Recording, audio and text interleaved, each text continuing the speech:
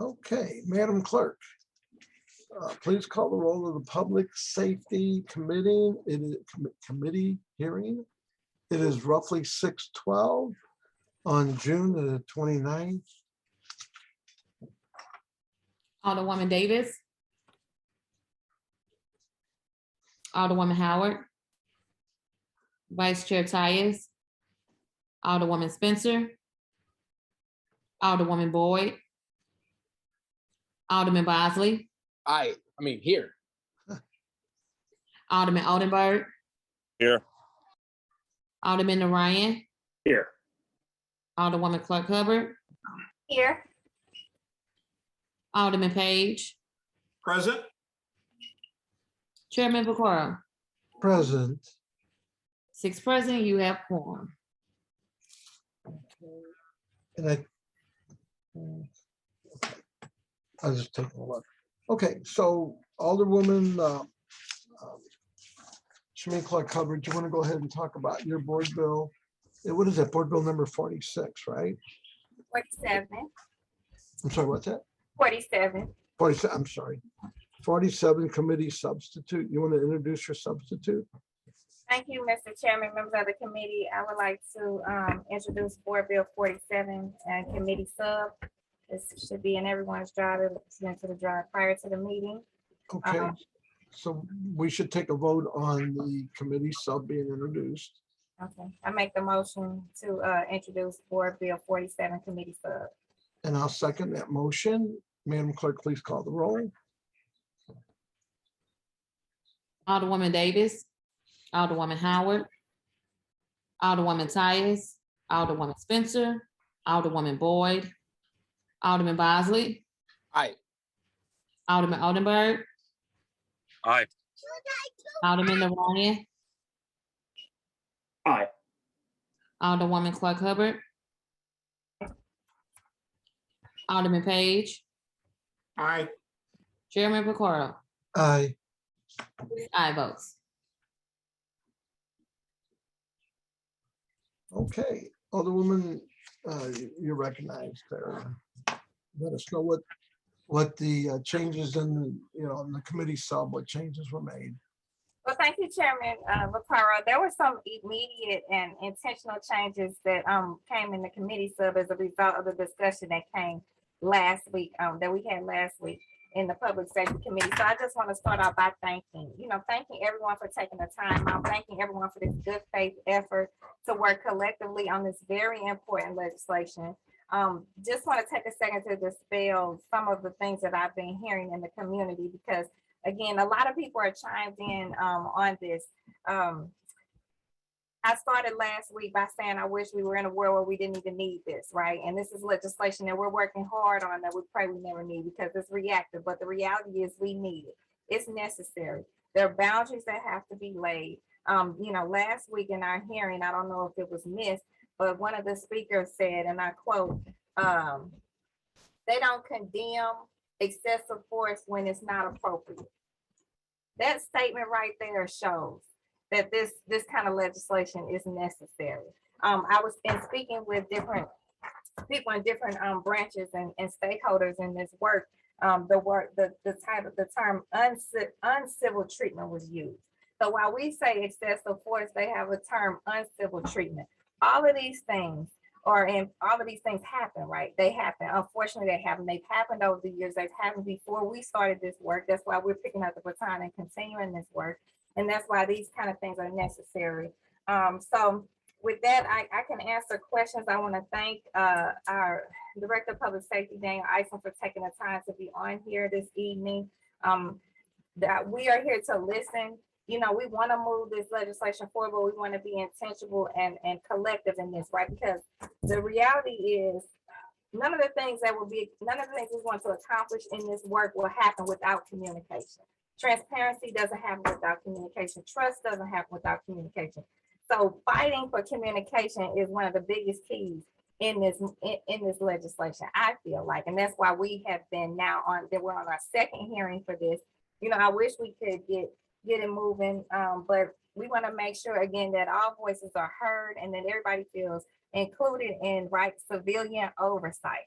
So we are here to listen this evening, as we did last time, discuss. I have my pen, I have my different things printed out so I can mark copies, so we're ready to listen. I don't know if Dr. Isom had any opening remarks. If not, I feel like we could just go ahead, since we did start with a little bit of delay, go ahead and listen to our speakers at this time, Chairman. So Dr. Isom or Matt Broman, I'm sorry. Do either of you have anything you want to say before we get this kicked off? No, Mr. Chair, I don't have any comments. Like the Alderwoman said, I'm here to listen and respond if people need some further explanation. Okay, and I didn't hear from, I don't know if I see Matt. That's okay. We're gonna go down the list here and move things along. Madam Clerk, if you would time people, we want to hold you to that 3 minutes. There's a lot of speakers. Well, there's not really a lot. There's 6. Everyone in favor. So, I mean, somewhat repetitive. And 1 letter in opposition. So if you would keep time, and she'll kind of give you a warning. Can I get everybody that's going to speak to raise their right hand and turn your mics on and your pictures on? And would you swear or affirm that you're going to tell the truth? Just say yes, I guess. Yes. Yes. Okay, Yes. I haven't heard anybody say no, I'm gonna lie, but we do this anyway, it's part of the deal. Okay, Reverend Gray, you're first, you got 3 minutes. But thank you very much. I'm Reverend Daryl Gray. I'm the Executive Director of Missouri Faith Voices. It is a statewide social justice organization, interfaith group. And I'm also the pastor of the Guysboro Road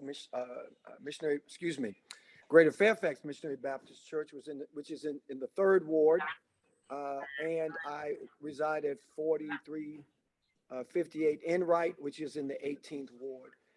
On behalf of the Missouri Faith Voices organization, I'm here in support of Board Bill 46. We want to thank the Alderwoman for moving this this far. We want to thank the chairperson for his involvement in crafting this. I was part of many discussions with Alderman Vaccaro, your chair, in the crafting of this legislation. And at this time, we felt that between Alderman Vaccaro, the mayor's office, and community representatives, that this was a good thing. It moves our city forward. It moves most of the functions of the AID out of the police department. We were really concerned about that. We're glad this is happening. It moves criminal justice investigations to the circuit attorney. It creates a fully staffed and professional investigative team. So there are a lot of definite positives to this. There are some concerns that we've raised, many different organizations, that we want to make sure that goes into this bill. We want to make sure that it guarantees that investigations are significantly civilian. Police can still be used as investigators, but it's non-specific entities. We're a little bit concerned that civilian investigators are not sufficiently removed from past police employment. I know that this is something that has been discussed in previous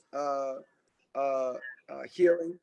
And I guess one of the bigger things are that it doesn't seem, and I might be wrong, it doesn't seem to completely make this civilian with the new division of civilian oversight.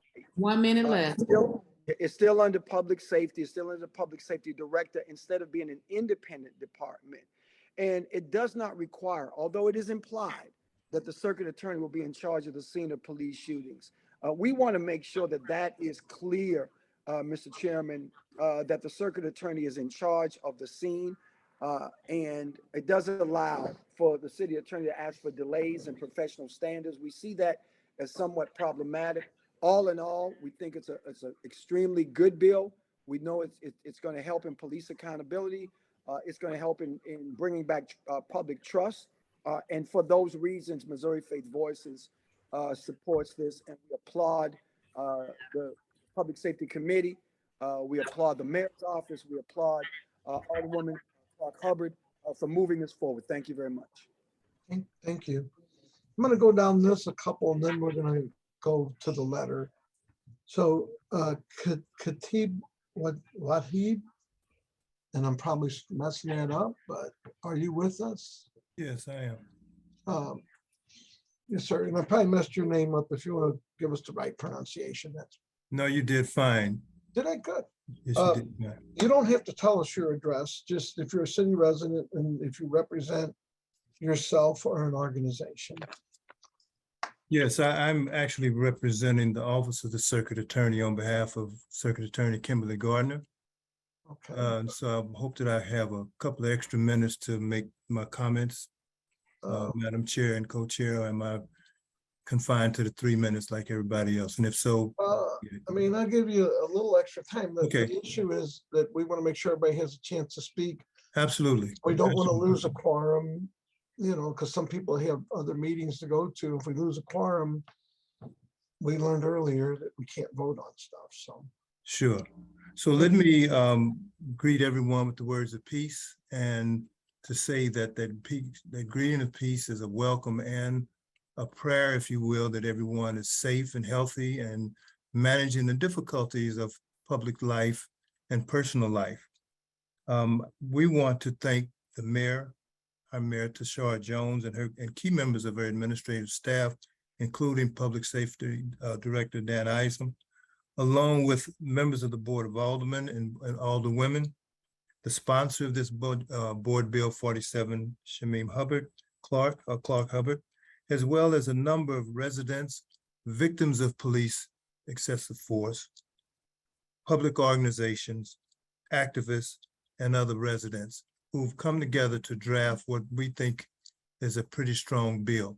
We do recognize that it is a work in progress, but it's a very good start. I want to give a quick Quranic context to how we look at this work. And the verse basically says, "O ye who believe, stand firmly with God as witnesses to fair dealing, and let not the hatred of others towards you cause you to swerve to wrong and depart from justice. Be just, for that is next to piety, and fear God, for he knows all that we do." So first of all, next I want to just say that we have 3 areas that we want to speak to very quickly. One is the issue of accountability.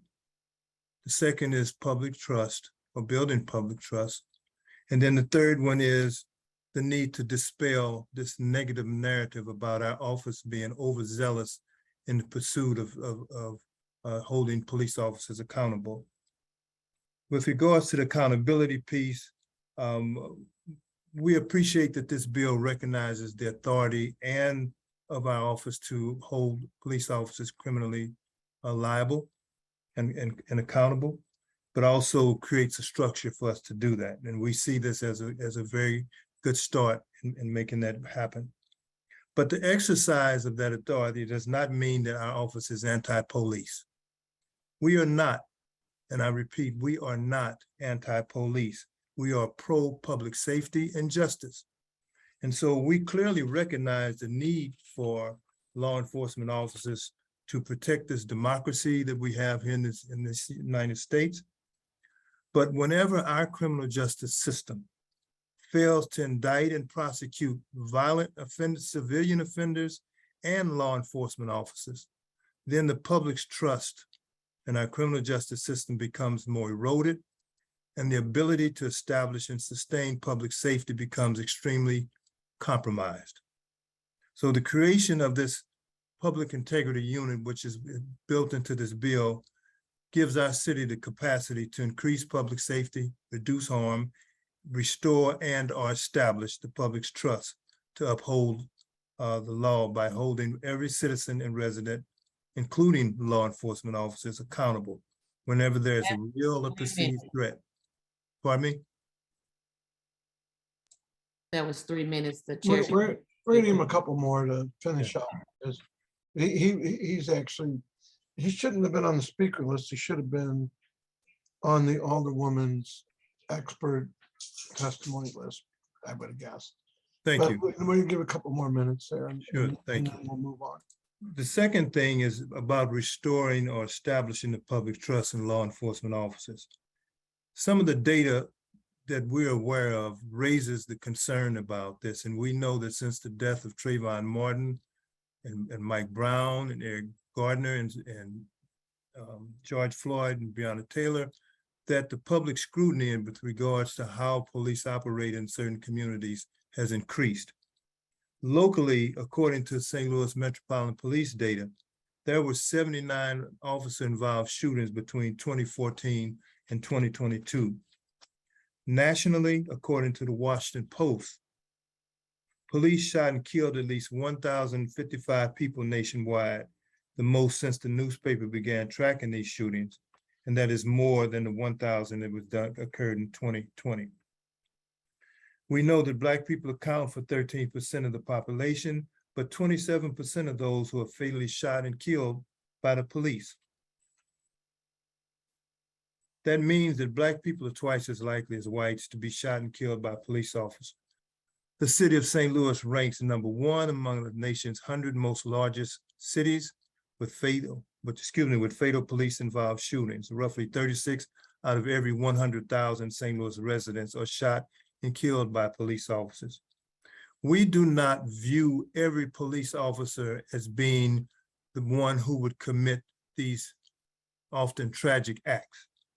But we do recognize that there is a culture within law enforcement that makes it very difficult for well-meaning and well-trained officers to speak out against those acts. Thirdly, in terms of the false narrative, we do seek to be data informed, and so I've made references to that.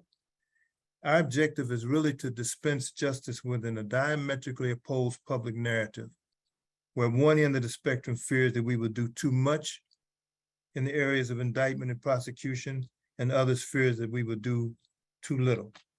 It is undeniable that the anxiety levels around these issues have increased over the years, but we are committed to doing what is right, what is within the appropriate standards of due process and upholding the law. And we appreciate having the opportunity to do so through this public integrity unit. Lastly, there is no evidence that I'm aware of that would suggest that we would be overzealous in the prosecution of those who deserve to be prosecuted. And we certainly don't think that everyone who uses force is guilty of excessive force. I'll stop there. Thank you. Thank you. And yes, I would hope this is not, you know, I think it's good for accountability. I don't think the police intentionally go out to shoot anybody. They don't wake up that morning, but I do think that overlooking everything is not a bad idea. So anyway, I'm sorry, I'm gonna move down the list here. Joshua Lawrence, and again, if I screw it up, you can correct me. Nope, there's your dog. I don't see you. There you are. Hey, can everybody see and hear me all right? Yes. All right, cool. Yeah, sorry. Joshua Lawrence, he, him, his. I live in Ward 20. I'm pro this. That was Bruno. Him and I, we don't really talk policy, but I'm sure he's for it as well. I just want to, thank specifically Alderwoman Park Hubbard for, as well as public safety, for having this meeting again. I know I did send in written testimony before that was not read, but I do just want to reiterate that I do support this bill primarily because it does really two things that are the bare minimum of civilian oversight, which are having disciplinary powers as well as automatic investigations. I think those are two things that are currently lacking in our current civilian oversight board, that if we were able to do that, they would have so much more power. But with that, I also want to make sure that I show solidarity with the folks that testified before about making sure that it is truly independent. We do need to take the city councilor and the police out of it. No matter what anybody says, no organization is truly capable of holding themselves accountable. That is through experience looking at other cities. It's also experience in my own life with a killing that happened on the block just as I moved in. I was there and police who investigated it didn't even talk to me. And the fact that they don't do that regularly when they discharge weapons is frightening and something that we really need to be pushing for when we are talking about what is fair. Is, are we actually talking to everyone who is involved, or are we just taking the police's word of it? With that, I will also just say that we need to make sure that with the Civilian Oversight Board, we are also hiring people as quickly as possible. It didn't come up a lot during the budget meetings, but the fact that the public safety director said that there was one current employee of the Civilian Oversight Board who is there 40 hours a week is really alarming. And it's something I think about a lot more than, frankly, I probably should, because it just shows that how seriously it is taken. So I applaud that, I hope this bill is going to go through. Everybody who has stepped up in support, thank you. But we need to make sure that after it's passed, we follow up and make sure it actually goes into effect. Thank you. And I believe the hiring and the money is in the budget, which just got signed today. So that's maybe why you didn't see people being hired. It wasn't in the old budget, but it is. So it is, yes, it is in the new budget. But at the same time, with the personnel department, there have been a lot of hiccups in hiring folks. And that's just one thing I want to make clear with it. Thanks. Oh, no, thank you. Tammy, you're up. We talked. Good evening, everyone. Yes. Good evening. My name's Tammy Bufford. I'm a resident of the 25th Ward. I'm here to testify in support of Board Bill 47.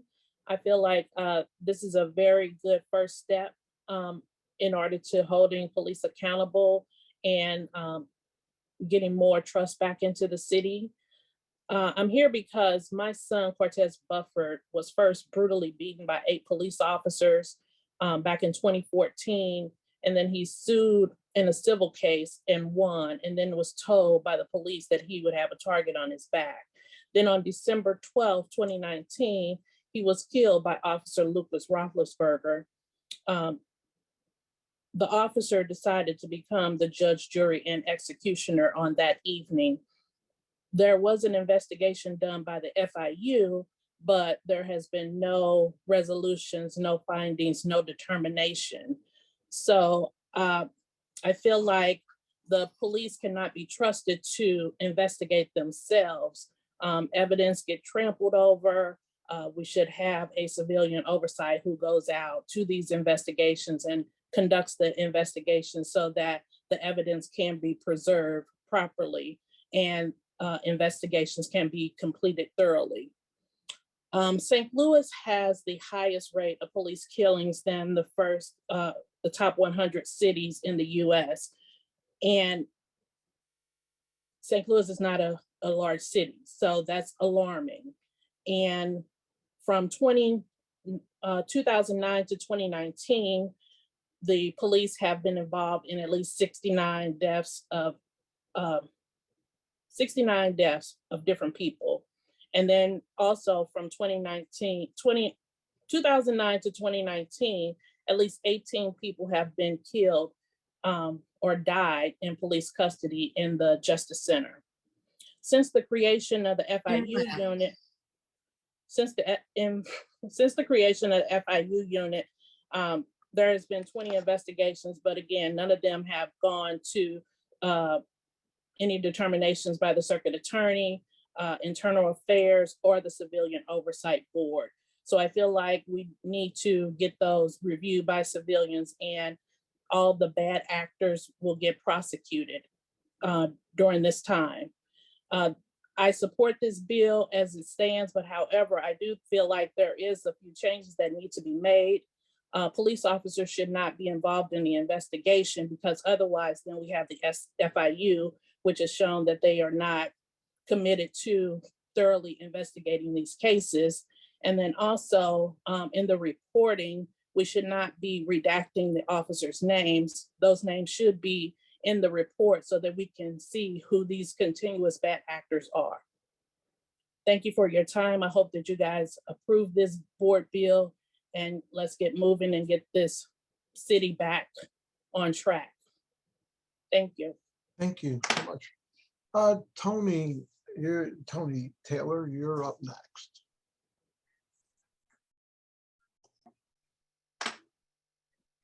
Good evening, everyone. My name is Tony Taylor. I'm a resident of Ward 2. I want to speak tonight in support of Board Bill 47. In my personal opinion, this police accountability bill has been long overdue. That's why I strongly support this is a major step towards a new St. Louis city. On April 24, 2014, 2013, when Jason Chambers and Timothy Boyce decided to be judge, juror, and executioner by shooting my firstborn son, Kerry Ball Jr., making him the 130th person life to be ended by police violence, along with him being the 503rd person in Missouri. St. Louis Metropolitan Police Department has an alarming rate of police killings by population by any police department of the 100 U.S. cities, according to Mapping by Police Violence. As police officers and correctional officers should ask themselves, why is excessive force your first choice in de-escalating a situation? That's aggression. As a grieving mother, I'm asking that you guys be objective with your critical thinking before opposing this bill. I understand that everyone wants to make it home safely. That's why the division of the Oversight Review Board, a separate department for professional standards investigation, not inside of the SLMPD, would help ensure everyone gets home safely.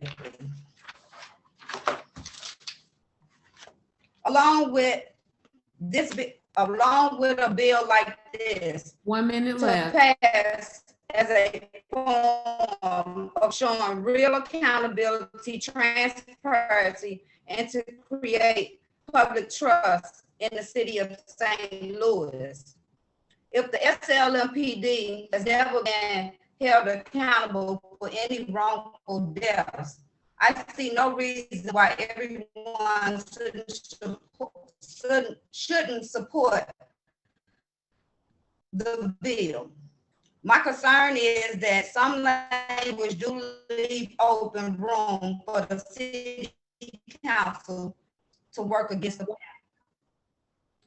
My concern is that some of the language in the bill do leave room for the city council to be able to work against the family.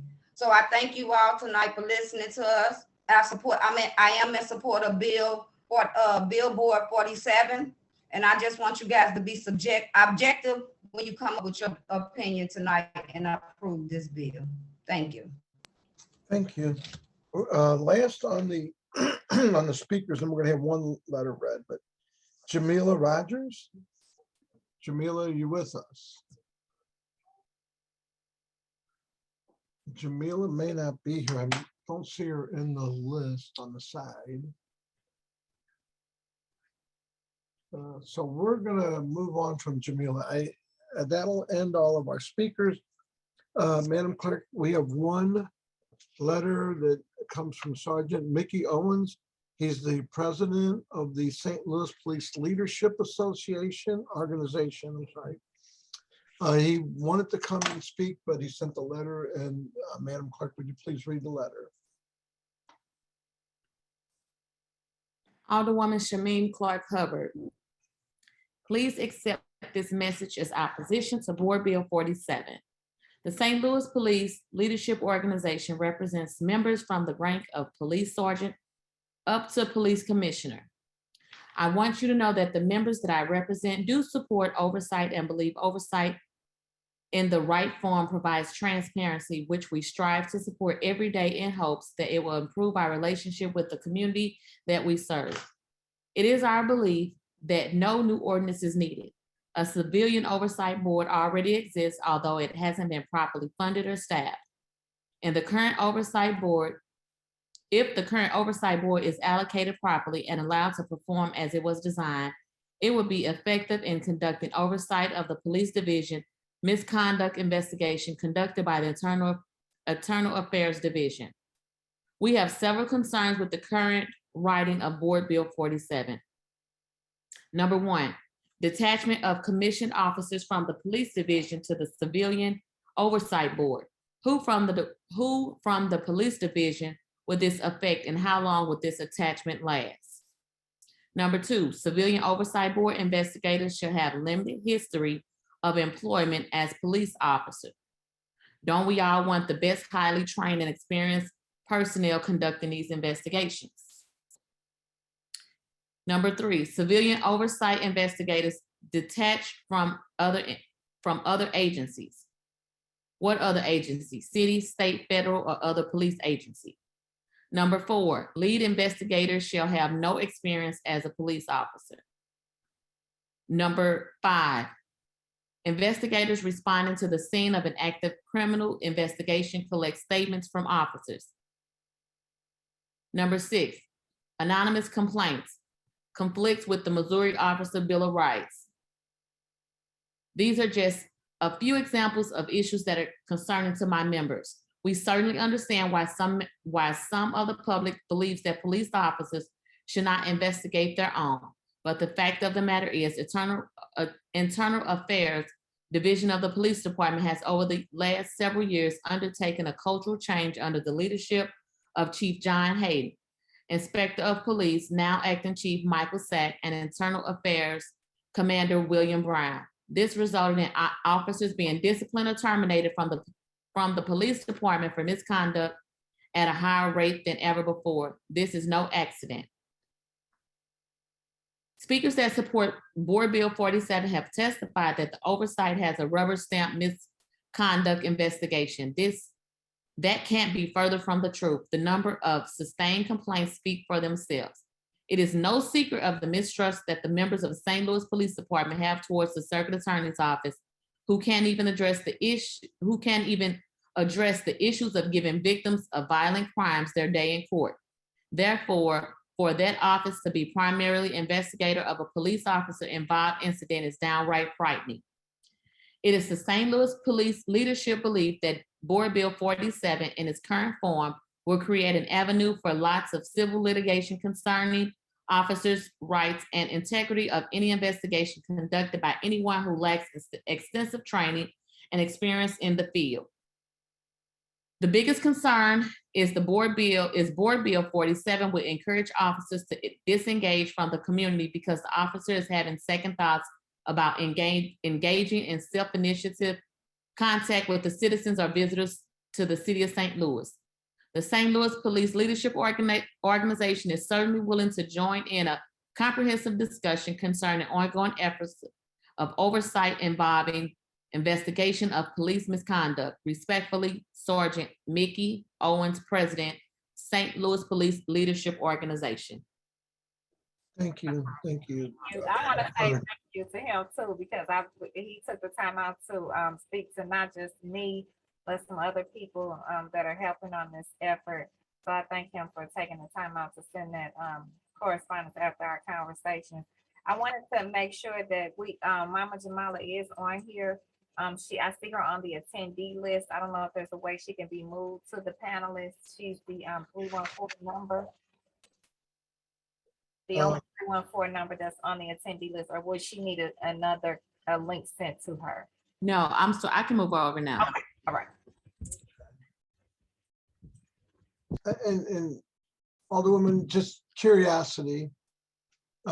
Last we talked, the association and the Ethical Society Police have not reached out or talked to you about this bill, is my understanding. No, that's not true.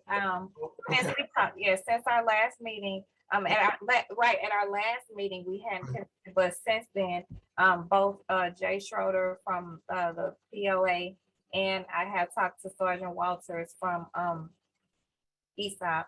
And so the conversations have been had. I did tell them about this meeting, but I guess scheduling didn't permit for them to come on this evening, but they were supposed to be well, Jay said that he would send some, he has some correspondence that he wanted to send to me. I haven't received it yet. Okay, I just seeing if everybody's reached out to you and you know what your pleasure is on this. So did we move over Jamila Rogers? I think I was able to do it. Jamila, you Yes, with? I'm here. Where's your picture? I am on the phone. You're on the phone. Well, you can hardly have your picture on the phone. Oh, go ahead. You gotta go with your 3 minutes here, okay? Okay, this is Jamala Rogers. I'm representing the Organization for Black Struggle. We certainly like to thank Alderwoman Shameen Clark Hubbard for her leadership on this bill, as well as the other co-sponsors. And so we are encouraged by what we see. I would also just say the Organization for Black Struggle has been a part of this decades-long struggle for local control of the police department and the establishment of the historic Civilian Oversight Board. At the time that we enacted that in 2013, we already knew that there was needed to be some changes after we saw the implementation. And so now that is where we are now. So again, we've been encouraged. Some of the other past speakers have talked about the good things are in the bill. So I'm going to skip over and emphasize what we think are the important aspects. And that is that we think the committee, as well as the city, has to be very vigilant about the undue influence of the police department in the investigations and in the overall process. This has been a disaster overall in terms of creating community trust. And so I think if we look at independence of the body as well as independence of the process, we will find that it will be more effective. So those are the two words I want to emphasize: independence and effectiveness, because that's what I think we need to be fighting for.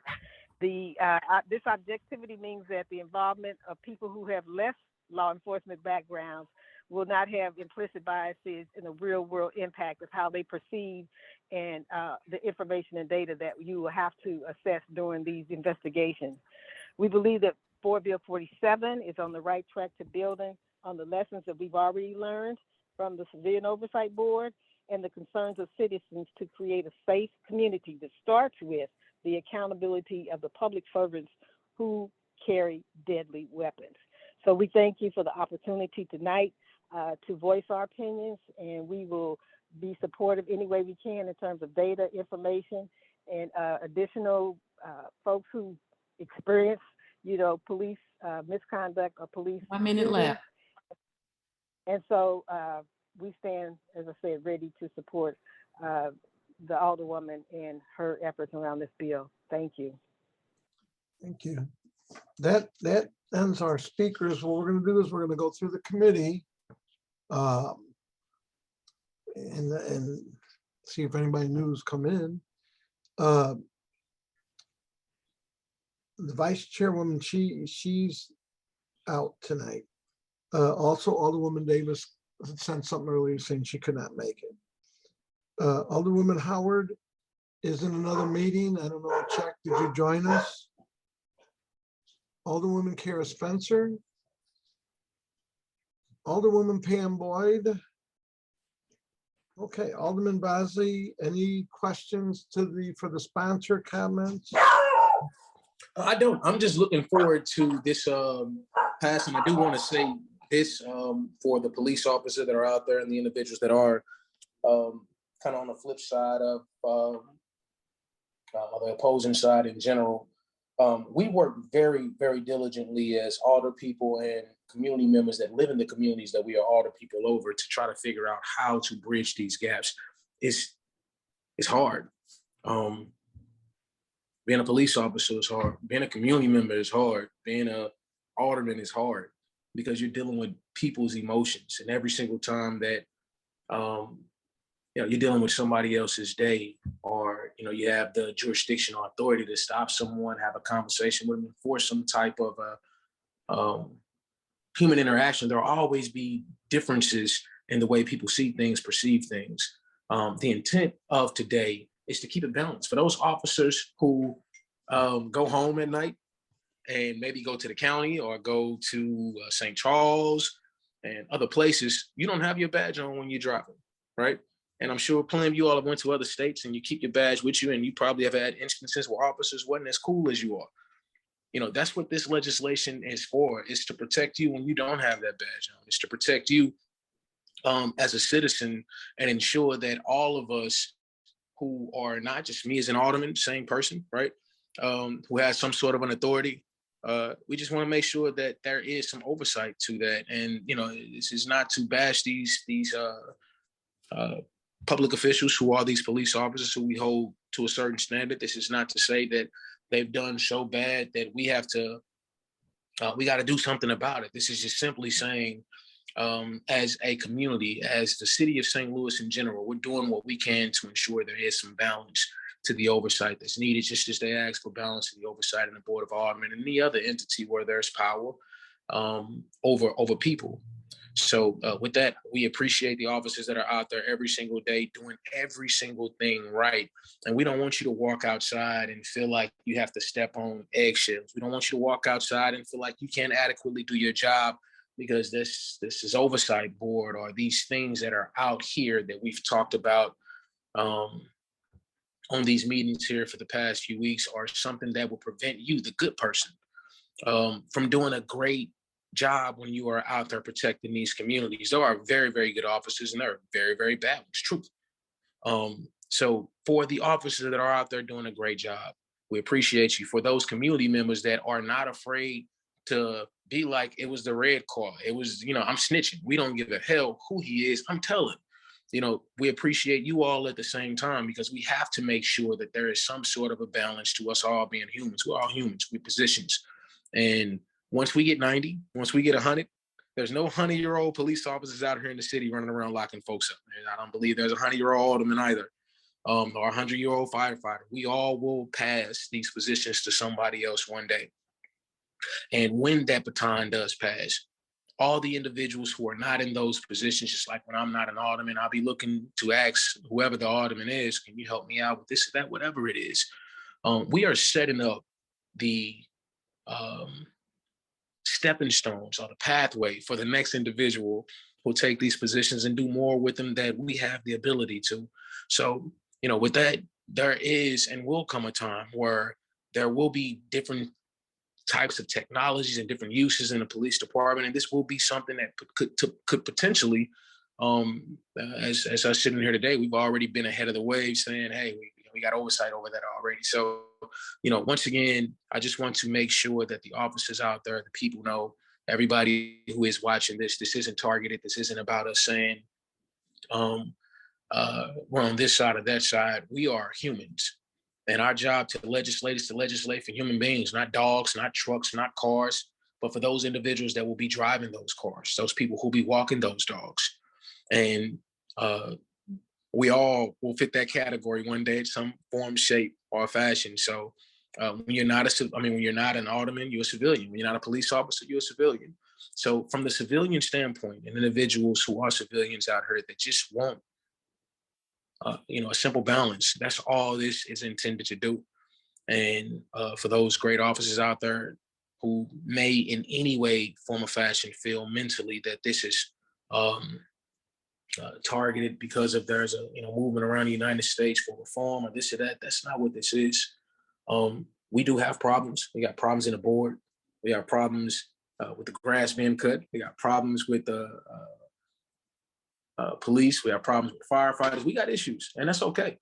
That's what the world is about, is us solving our issues and figuring out what we can do to handle our ability to amicably come to solutions or to situations or to the table and handle things in an amicable way. So, with that, I'll yield, Mr. Chairman. I just want to say to everybody out there, and especially our officers and those individuals who have been hurt by our officers. There's two sides to every story.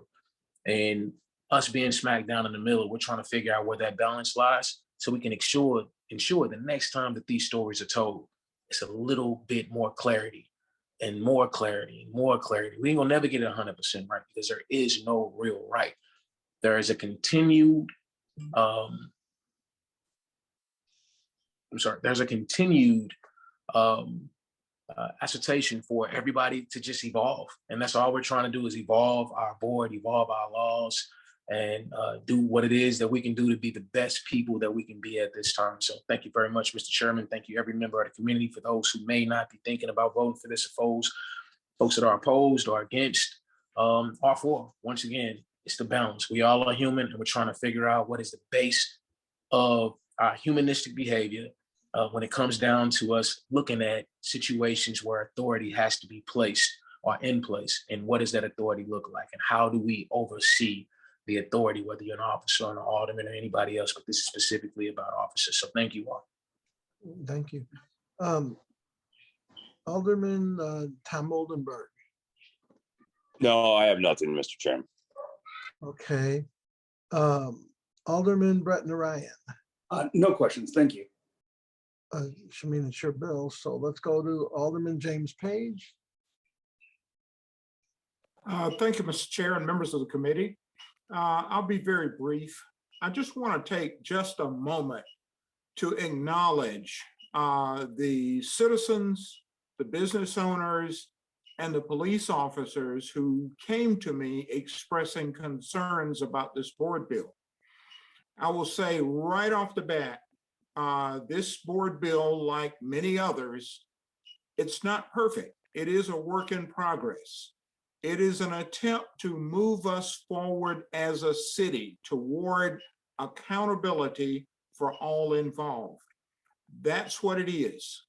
But I just wanted to get that acknowledgement out there. We will continue to work to perfect this bill and this oversight process. But just wanted to acknowledge people who brought counter opinions to me who may not have spoken them publicly. Thank you, Mr. Chair. I yield back. Thank you. And I really have no comments. I mean, I know that Dr. Dan Isom, we had worked sort of on this. One of the concerns, and correct me if I'm wrong, was we did have the civilian oversight for the police, and one of the things that the head of that said is they completely did not get any cooperation, which kind of made something like this become more necessary. Please correct me if I'm wrong, but you may have to turn your mic on to do it. Yeah, I don't know that that's completely accurate, but I do think that with the additional authority that this bill gives the Civilian Oversight Board and the commissioner, that will not be in doubt because they have the authority to do first instance investigations, have subpoena power. And so whatever confusion about what authority one group had over the other will be resolved in this legislation. Mr. Chair, also, if I will, I'd like to make some additional comments on some of the, so I really would like to bridge what Sergeant Mickey Owens said with what Alderman Boyd has suggested. You know, Mickey states that the investigation of officers have improved with the leadership of Chief Hayden and Colonel Sack, more so than years in the past. And so what that suggests is that we need consistency of integrity and honor in that position in a sustainable way. And what Alderman Bosley said is also that when we're gone, we need to make sure we set systems in place that will continue to have that transparency and that integrity in the system. So in a sense, both are saying the same things. And I think that's what this separation, this independence gives us, is that that continuity in the type of integrity and transparency we need. The second thing I will say, and this is the Circuit Attorney's Office, I know Khatib sort of mentioned the data, but the data in the time that the Circuit Attorney has been in office does not suggest that she is has an overemphasis on prosecuting St. Louis police officers. So the data doesn't suggest that she's done that in her tenure. And I believe that their investigations will be thorough, but be very honest and straightforward. And then the final thing I will say is that from a personal perspective, certainly I do trust the police. I've been in the profession for many years, and it's certainly the reason why I trust the police is one of the reasons why I think we can turn over investigations to an independent organization, because I think even when an independent organization looks at the police department, in most cases, they're going to find that things were done appropriately. And when they're not, they will take the appropriate steps. Thank you, Dr. Isom. So Alderwoman Shameen Clark-Hubbard, what's your pleasure? Do you want to try to move this, hold it? It's your pleasure. Yeah, I see that Alderwoman Boyd has joined. I didn't know if she had any comments, and also I want to acknowledge Commissioner Brumman has joined as well. So just wanted to open that up before. Okay. Alderwoman Pam Boyd, did you have any? I have no comments. I'm just listening. And Commissioner Brumman, any thoughts or words of wisdom? Or are you just kind of hanging out with us? I just joined in. If there's any questions, I'd be happy to try and answer them. Okay. So Alderwoman Clark-Hubbard, it's in your, we can hold it, vote on it, whatever you'd like to do. It's your call. Well, I will say a couple of things, again, how important these conversations are, how important being open and honest, transparent, talking through this. I think my colleague who's worked so closely with me on this, Alderman Narayan, said last week we were making the sausage, right? So we're still working through this, and I want to be intentional with how we move forward. Of course, I would love, especially with all the work and all the commitment that so many have had already to put in this, I would love, but I think that noting that, the percentage of detachment changed specifically because of conversations that came out of this, right? There's some other changes that need to be made that I could have gone through and maybe done an amendment or something, or floor stuff, but I would rather do it this way in committee, which is how this was designed, which is where this is where designed some of these kind of changes to be made. I want to separate something really quickly that's been said a couple of times and make sure we're clear on this. The civilian oversight is reactive to bad police, well, for lack of a better word, bad policing, right? Uncivil actions, I think was the word. I lost it for a second, but so the notion that this is some kind of policy against good police makes no sense. We all know that if you're a good police, then you won't be this won't impact you. If you're doing good policing, if you're out here doing what you're called to do, which is protect and serve, which is what we're all called to do to some degree, then this won't impact you. So the notion and the narrative that this is just against the police, I want to dispel that, and I want to continue to speak against that, because that's not the case. And all of us have relationships, personal, family, work relationships with officers that they know that is not, they know that's not the case, because they just honestly don't feel that way. So I think in moving forward, we should make, I don't know what your availability is, Chairman Carro, for a meeting maybe next Thursday, because there are a few changes, and I would like to I would like to get the information, give the opportunity and the information, this additional opportunity information to come from the other entities involved. Now, it's a week away, over a week away. So okay, no, it's your bill, and it's up to you how you want to move it. I will say it. we've heard public testimony. I don't know that we will have any more spoken public testimony on this unless this is drastically changed. You know, unless you really feel the need to want to have more public testimony. So it's really, it's your bill and you're, you know, you're in control of it. So it's your pleasure. So it sounds to me like you kind of, Madam Clerk, can you send something to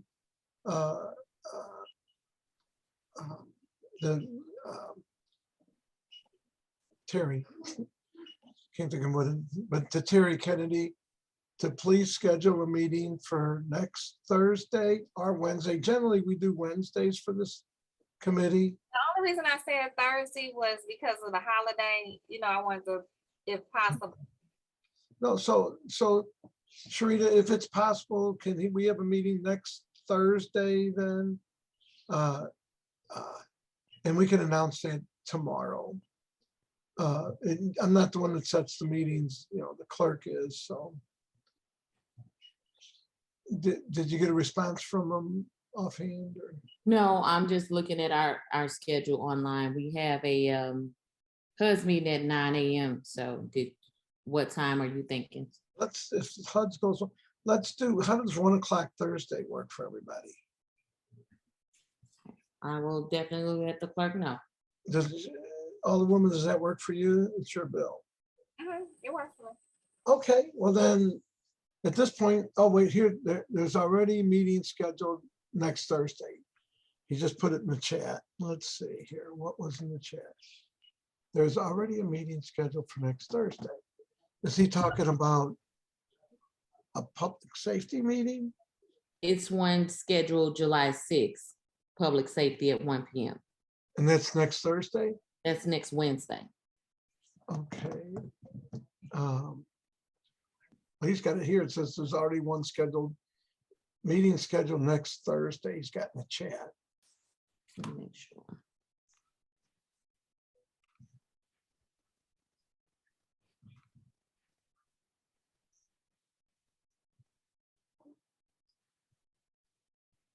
Yeah, July 6th is on a Wednesday. Okay, he may have. Would that be all right with you if we did it on Wednesday, if Thursday doesn't work? Let's see which one works and then we'll formally announce it tomorrow. Okay. Other than that, I want to thank everybody for coming out this evening with us. And I'll now take a motion to adjourn. Do we have one? So moved. Second. All in favor, just say aye. Aye.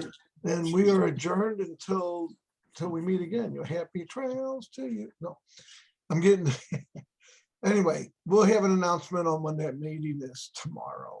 Thank you.